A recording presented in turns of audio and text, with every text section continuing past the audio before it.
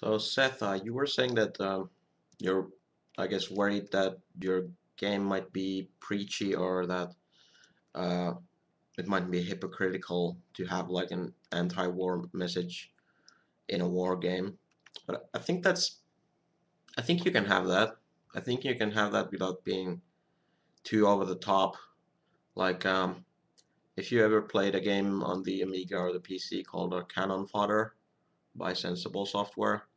So that's clearly, well, it's probably not an anti-war game per se, because the tagline was "War has never been so much fun" and all that. But what they did in that one is that whenever you lost troops in whenever you lost your soldiers, any of your soldiers in a mission, you would see all their names come up, and you see that okay, they have died, and there was a hill behind actually all the recruits that had tombstones in it, and every time you lost a soldier, you would get a new tombstone, and eventually it would be just filled with all the tombstones of all the past dead soldiers. I think that's a sort of subtle way to send a message of this send a message that there's this consequence to the war and people are dying, and I think that's just a pretty neat way to do that, and it's not like hammering it over your head.